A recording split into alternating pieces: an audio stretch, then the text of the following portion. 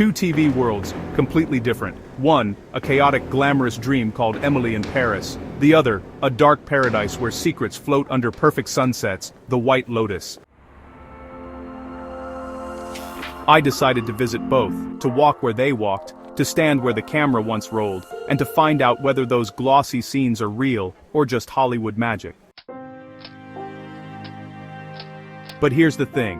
What I found wasn't what I expected, because behind every beautiful frame was something strange, something that didn't make it to the screen. From Parisian rooftops to Sicilian cliffs, this is the story of what it's really like to step inside the worlds of the White Lotus and Emily in Paris.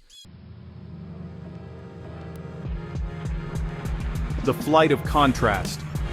As my plane took off, I couldn't stop thinking about it.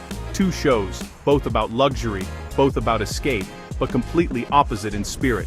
Emily in Paris paints the fantasy fashion, croissants, rooftop views.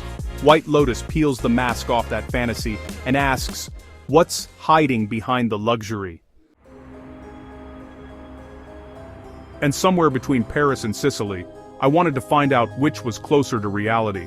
The suspense hit me mid-flight. What if these places don't feel anything like the shows at all? What if, in chasing the story, I ruin the illusion everyone else still believes in? Paris, the city that never needs an introduction, but this time, I wasn't here as a tourist. I was here chasing Emily's footsteps.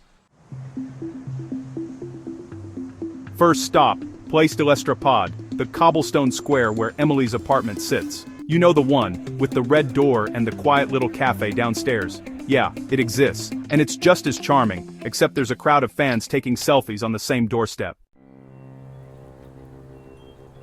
As I stood there, something clicked. In the show, Emily's life seems effortless, like Paris bends around her. In real life, the city moves fast. Locals rush past, bikes blur by, and the cafe from the show. It's just another spot fighting to stay open. That tension between fantasy and reality, it's everywhere here. You start to realize wasn't lying. It was showing a wish, the version of Paris we all secretly want to believe in. From her apartment I walked to Pont Alexandre III, where those dreamy advertising scenes were filmed. The golden bridge that glows at sunset. Standing there, you get it. Paris doesn't need permission to be cinematic. The wind hits the Seine just right, the light bounces off the gold statues, and for a moment, you're inside a movie. But here's the twist. A local man stopped next to me and said, "You know, most Parisians never come here. Too many photos, too many influencers." And suddenly, I saw what he meant. Behind every beautiful shot was a quiet exhaustion, the city trying to breathe under the weight of its own perfection. Still, I couldn't look away, because no matter how many filters the internet adds, Paris still wins. It's the one place that actually feels like it's pretending to be itself. Days later, I landed in Sicily, the White Lotus territory. The air was thick with salt and, well, something else, mystery. The series was filmed at the Four Seasons San Domenico Palace in Taormina, a real 14th century monastery turned hotel. From the moment you arrive, you feel the weight of stories, old and new, clinging to the stone walls. I walked through the same courtyard where Tanya, played by Jennifer Coolidge, once sipped champagne. The silence here is heavy, like it's holding secrets, and just when I thought I was alone, I heard footsteps echo through the corridor. Not from a guest, not from staff. Just echoes. For a second, I understood the show's tension, the way beauty and danger always seem to coexist here. Sicily isn't just beautiful, it's hypnotic. The cliffs look painted, the ocean looks designed. It's as if the island itself knew it was going to be filmed. But when you wander beyond the frame, you find something different.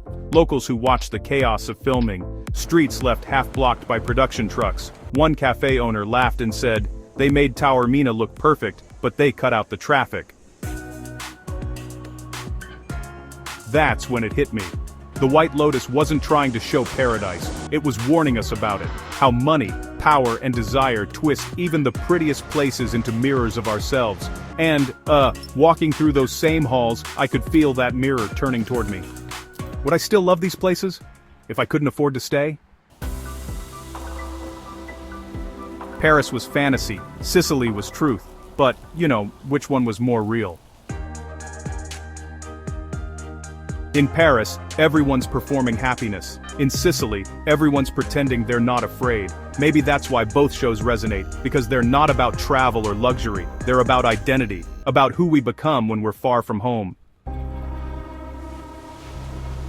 Standing on Taormina's cliffs, I thought about Emily's bright optimism colliding with Tanya's tragic loneliness, both chasing meaning in picture-perfect worlds that never really existed, and here I was, caught between them, a traveler looking for something real in places built on illusion. Let me tell you what the cameras didn't show. In Paris, just 2 blocks from Emily's apartment, there's a tiny boulangerie where locals line up at dawn. No cameras, no designer clothes, just the smell of butter and coffee filling the street. That's the Paris Emily never saw.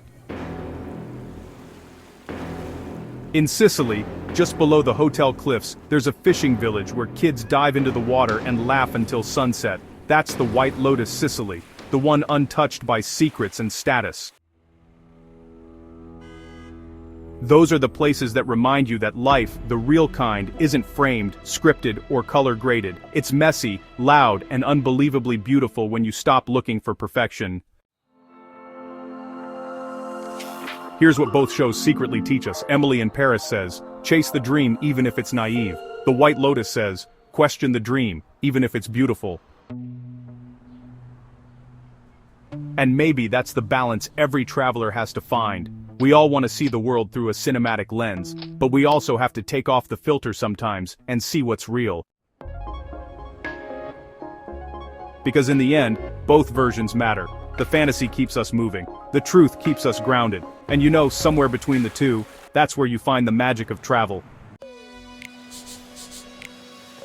So, what did I discover visiting the filming locations of The White Lotus and Emily in Paris? Well, I realized that the most beautiful places in the world aren't the ones that look perfect on screen. They're honestly the ones that surprise you when the camera stops rolling. Paris gave me the dream. Sicily gave me the reality. And together, they reminded me that travel isn't about chasing scenes from TV. It's about walking into them.